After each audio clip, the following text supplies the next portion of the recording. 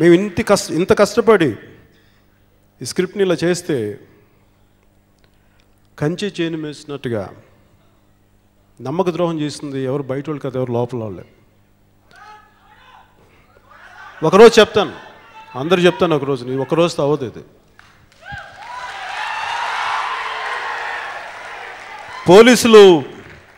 Police శాఖ పట్టుకుంది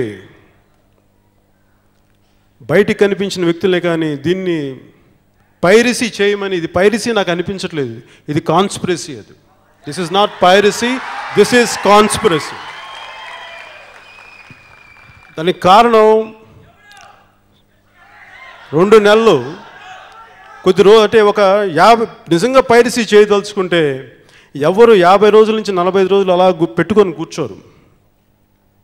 ఈ పైరసీ చేసిన వ్యక్తులు కానీ వీళ్ళని ఎవరి మాట అయితే విని వీళ్ళు పైరసీ చేశారో లోపల వాళ్ళు, వీళ్ళందరినీ నేను మీ అందరి తరపున సభాముఖంగా హెచ్చరిస్తున్నాను మీ అందరికీ. ఈ పైరసీని ఎవరైతే మీకు చెయ్యమని ప్రోత్సహించారో, ఎలాగైతే మమ్మల్ని దెబ్బ కొట్టాలని చూసారో, మీ అందరినీ పేరు పేరున నేను రాబోయే సంవత్సరాలు మీ అందరినీ పేరు పేరున గుర్తుపెట్టుకుంటాను. వీళ్ళు ఏ స్థాయి వ్యక్తులైనా కానీ, ఎలాంటి వాళ్ళైనా కానీ సరే, మీ అందరు నేను గుర్తుపెట్టుకుని మీ అందరికీ ఎలాంటి న్యాయం జరగాలో అలాంటి న్యాయం జరిగేలా నేను చూస్తాను.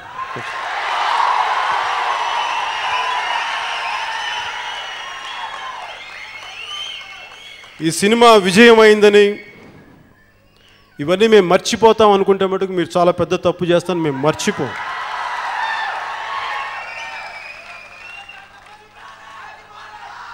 చేద్దాం, ఒకరోజు అందరికీ చేద్దాం. ఎవరిని వదలొద్దు, ఎవరిని వదలం కూడా.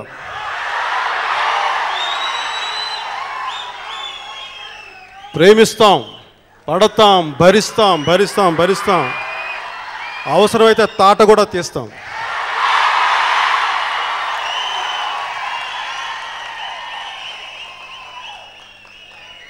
కానీ పరిస్థితులు, సమాజం పట్ల ఉన్న ప్రేమ, దేశం పట్ల ఉన్న భక్తి కానీ గబుక్కినంతసేపు మనం వదులుకోబుద్ది, ఏది ఒక మాట జారనేవిది.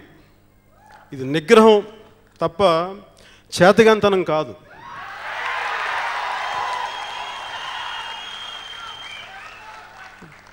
నాకు కానీ త్రివిక్రమ్ గారికి కానీ మా అందరికీ ఎవరైనా సరే ఎవరి సినిమాలు ఆడాలనుకుంటే అందరం ఆడాలి. 365 రోజులు మా సినిమాలే ఉండాలని కానీ మేమే ఉండాలని కానీ మేము ఎప్పుడు కోరుకోం. ఎందుకంటే 365 రోజులు మాది ఒక్కరోజే.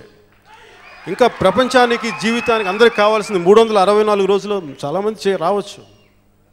అంతేగా ఇది మా ఒక్కళ్ళది అని మేము ఎప్పుడు మేమే ఉండాలని చెప్పి మేము కోరుకోం. మాకు అలాంటి కుంచితమైన అలా తక్కువ స్థాయి మనస్తత్వం, తక్కువ స్థాయి ఆలోచనలు మాకు లేవు. అందరూ విజయం సాధించాలి, అందరూ సంతోషంగా ఉండాలి. మేము ఇద్దరం నమ్మేది ఒక విన్ విన్ సిచ్యువేషన్ కోరుకుంటాం, అందరూ బాగుండాలని కోరుకుంటాం. అంతేగాని కుళ్ళుతోటి కుతంత్రాలతోటి ఇవన్నీ చేస్తే మాకు నచ్చదు.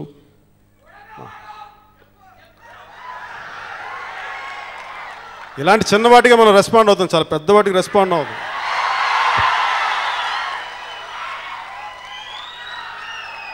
అసహ్యంగా మనం వీడియో పైరసీగా మనం రెస్పాండ్ అవుతాం. వీళ్ళు నలుసంతా ఇంకా చాలా పెద్దవి ఉన్నాయి, పెద్దవాడికి రెస్పాండ్ అవుదాం.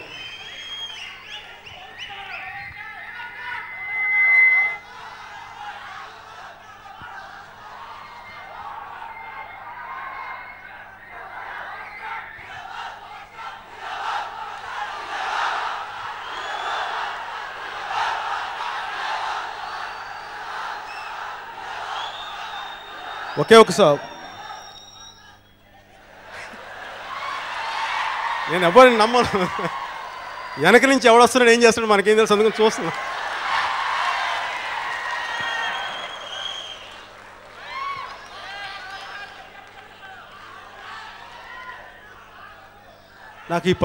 నాకు ఖుషి తర్వాత నాకు విజయం. నేను చాలా కష్టాలు, బాధలు అని చెప్పలేను, కానీ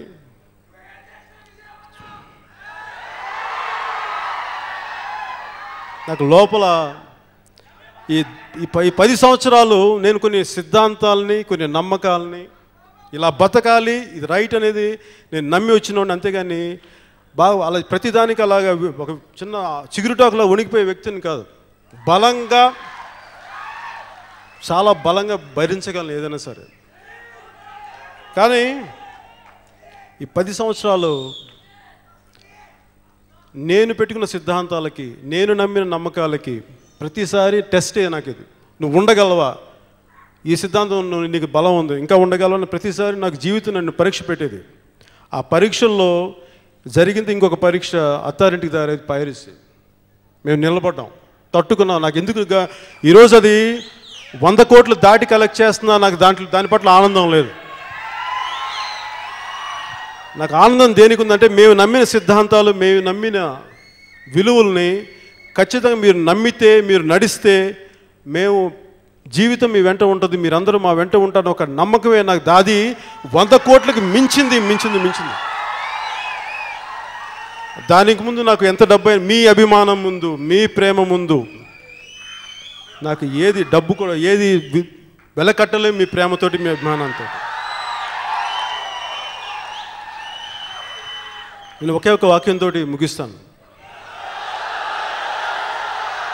చేద్దాం, ఫ్యూచర్ చాలా ఉంది, చాలాసార్లు మాట్లాడుకుందాం, ఒక్కసారికి కాదు. నాకు ఈ 10 సంవత్సరాలు చిన్నప్పటి నుంచి నాకు ఎలా జీవితాన్ని సాగించాలో తెలియదు. చాలా మొండిగా భగవంతుడు ఉన్నాడు ఒక గుడ్డి నమ్మకంతో, లేదంటే నా సిద్ధాంతాల పట్ల నాకున్న నమ్మకం నేను చాలా పనులు చేసేసాను. ఒక సామాన్యమైన రైతుగా ఉండాల్సిన అనుకున్నవాడిని నన్ను ఈరోజు ఇక్కడ ముందు నిలబెట్టింది. ఇప్పటికీ నా కోరిక అదే.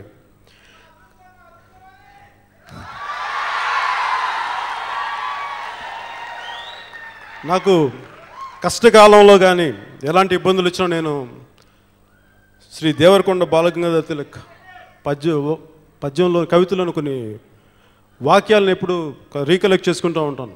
అవేంటంటే, ఇల్లేమో దూరం, దారంతా గతుకులు, అసలే చీకటి, చేతిలో దీపం లేదు, కానీ నా ధైర్యమే ఒక కవచం. ధైర్యాన్ని కవచంగానే చేసుకొని నేను ముందుకు వెళ్తున్నాను. అంతకుమించి నాకు వేరే ఆయుధం లేదు.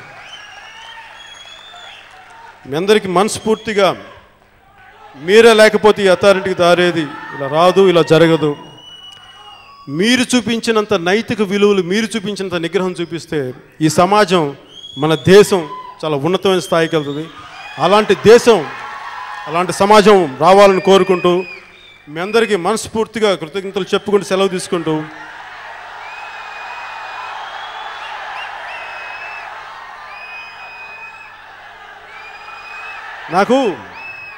నేను ప్రతిసారి జై హింద్ అని చెప్తాను. అందరూ అడుగుతారు, ఎందుకు జై హింద్ చెప్తావు?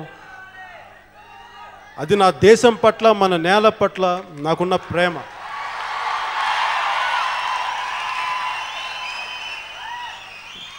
నేను ఈ భూమి మీద ఉన్నాను, నా నేల మీద ఉన్నా, నా భారతదేశం మీద ఉన్నా. దీనికి కృతజ్ఞత చెప్పుకోకపోతే ఇంకా దేనికి కృతజ్ఞత చెప్పుకుంటాం? నేను ఇన్ని సంవత్సరాలు మిమ్మల్ని నా సినిమాలు చూడమని అడగల, నా సినిమా పైరసీ వస్తే ఆపమని అడగలేదు. కానీ నాకు ఇష్టమైన పదం ఒకసారి మీ అందరు చెప్తే చెప్పాలని కోరుకున్నాను. ఒక్కసారి నాకు జై హింద్ చెప్పండి.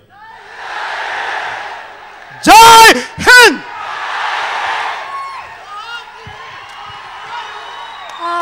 పవన్ కళ్యాణ్ గారు